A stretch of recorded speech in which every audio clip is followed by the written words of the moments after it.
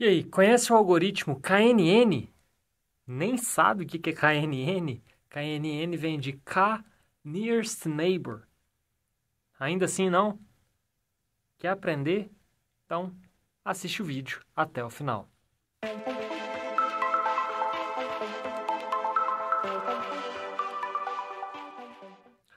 Olá, meus queridos alunos, tudo bem com vocês, né?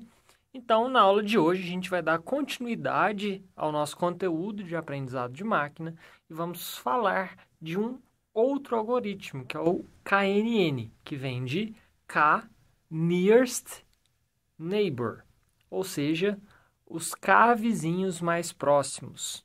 Então, nessa aula, a gente vai ver como que é o processo de aprendizagem do KNN, o que é necessário para a gente criar um algoritmo que utiliza KNN, como classificar um exemplo desconhecido, como medir a distância e definir o valor de K.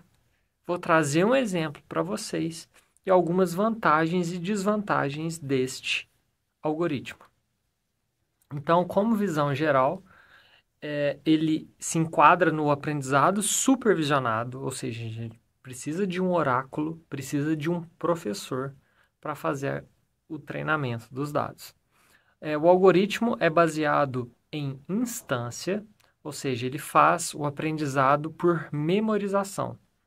Ele tem um aprendizado sem generalização. O que isso quer dizer? Ele não busca a construção de um modelo de uso geral.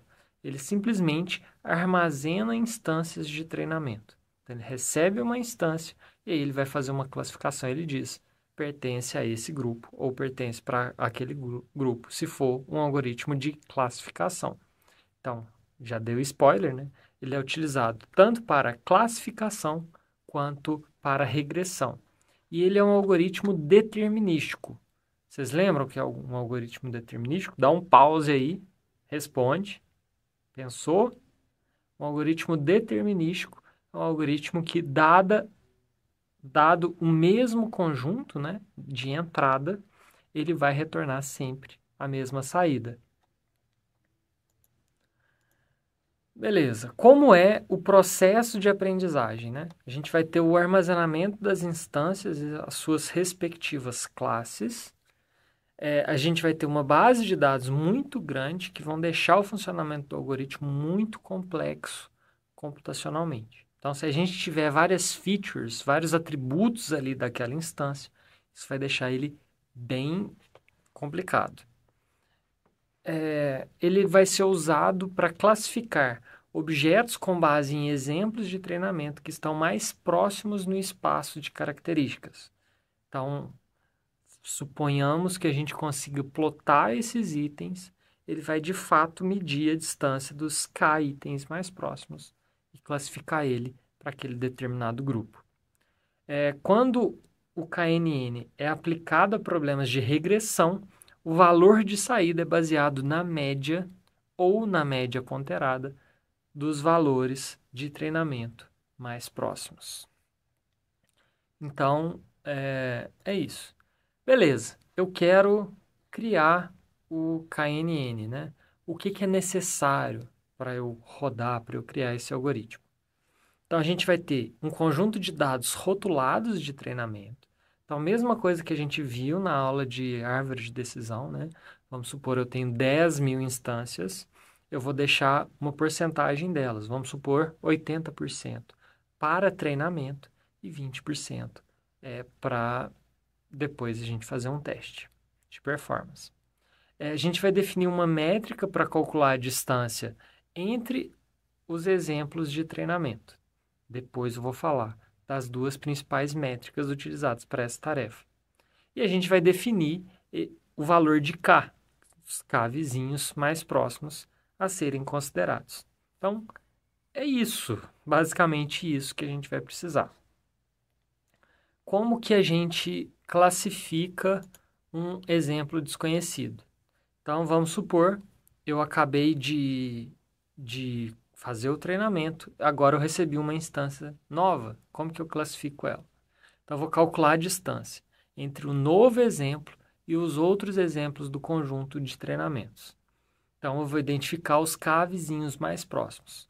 Vou utilizar o rótulo da classe dos vizinhos mais próximos para determinar o rótulo de classe do exemplo desconhecido, que é a votação majoritária.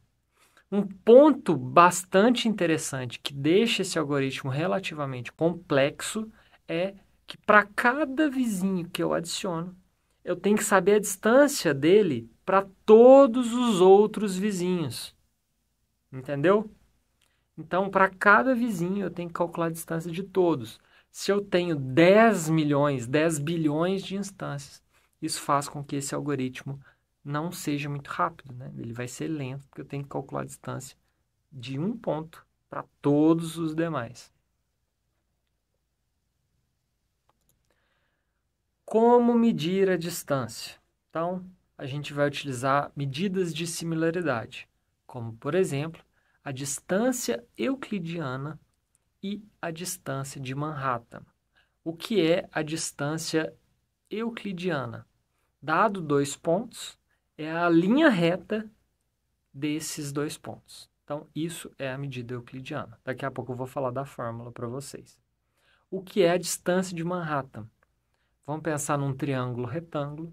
Vão ser os dois catetos ali, a soma dos dois catetos, que vão ser essa distância de Manhattan. Em aulas passadas, a gente já utilizou a distância de Manhattan para um dos exemplos que eu passei para vocês, que era que a gente tinha que colocar os números na posição e a gente definir uma heurística para resolver esse problema. Se está na dúvida, não lembra, volta lá no vídeo no qual a gente descreve como criar heurísticas que você vai lembrar. E como que eu calculo essas distâncias, né? A distância euclidiana, ela é a raiz quadrada da soma das diferenças ao quadrado entre x e y em cada dimensão. Se eu tiver duas dimensões, então vai ser x1 menos x2. E assim sucessivamente. Se eu quiser calcular a distância de Manhattan, é a soma das diferenças entre x e y em cada dimensão. Então, é o módulo a soma das diferenças, né? Então, está aí. Tem dois pontos, vou fazer módulo da diferença desses pontos. Como que eu defino o valor de K? Como que eu sei qual é o K, o melhor K? Então, claro que uma visualização dos dados ajuda a gente a tomar uma decisão. Mas, de forma geral, a gente utiliza K ímpares, porque caso a gente tenha empate, vamos supor, nosso K é 4, eu tenho uma classificação binária, 2 estão na classe A, 2 estão na classe B. Como que eu escolho? Então, existe o critério, né, que o ponto que está mais próximo vai ter preferência em caso de valores pares, mas é melhor que seja um número ímpar, e aí a gente não precisa de ter essa escolha do ponto que está mais próximo. Checa a performance tentando valores de K diferentes e o número de K mais adequado de fato vai depender do problema que você está tratando. E como que eu classifico um novo elemento? Você vai calcular a distância dos atributos do novo elemento em relação a todas as outras instâncias da base de dados. E aí, depois disso, você vai calcular os K vizinhos mais próximos. E aí, a quantidade de K mais próximos, né? De um grupo. O grupo que tiver mais vizinhos é o vencedor. Aquele nó passa a ser classificado para aquele grupo vencedor. Então, vou destacar de novo. O que deixa esse algoritmo complicado é, dado um novo ponto, a gente tem que calcular a distância de todos os outros pontos. Vamos trazer um exemplo aqui para vocês, né? Para deixar as coisas menos abstratas. Aqui eu tenho 7 instâncias. E nessas instâncias eu tenho apenas 2 atributos. Então eu consigo mostrar isso em uma forma, em um plano 2D. E aí eu tenho aqui os valores e eu tenho como eles foram classificados. Então, a instância 1, x1 vale 7, x2 vale 1, a instância, e ele foi classificado como a classe A, que é a amarelinha. A instância 4, x1 é 2, x2 é 7, e ela foi classificado como a classe B, que é o roxo. Beleza. Dado um novo ponto, que é o vermelho ali no centro, como eu devo classificar? Então, se o K for igual a 3, os vizinhos mais próximos, eu tenho 2 vizinhos roxos e um vizinho amarelo. Logo, o meu K vai ser classificado como roxo, como a classe B. Suponhamos que agora o nosso K ele é 6. É o nosso círculo mais externo. Agora eu tenho 4 vizinhos amarelos, né, da classe A, e continuo tendo 2 vizinhos da classe B. Logo, o nosso, com o K igual a 6, o nosso novo item, né, a nossa nova instância, seria classificado como amarelo, como a classe A. Ficou claro? Beleza. Espero que sim. Vamos agora para fronteiras de decisão, né, para classificação binária. Então, vamos supor que eu tenho um conjunto de dados aqui, e quando eu tenho esse K bem grande, a nossa visualização ela tende a ser mais homogênea. Ou seja, essa fronteira ela não fica tão nítida, a gente não cria tantas ilhas, como é o que está na figura mais à direita, que é o nosso K igual a 25. Quando eu tenho um K igual a 1, a gente já começa a ter algumas ilhas que vão acontecer no nosso algoritmo. Então, vocês podem notar que existem alguns pontos que a gente tem ou uma ilha roxa, né, ali no meio do amarelo, ou o contrário, né, algumas ilhas amarelas no meio do nosso roxo. Então, o melhor valor vai depender, a visualização, ela sempre ajuda a gente nesses casos. E também pode existir o ponto que a gente já tem um conceito melhor de quanto deve ser esse K e a gente tem uma variação pequena ali.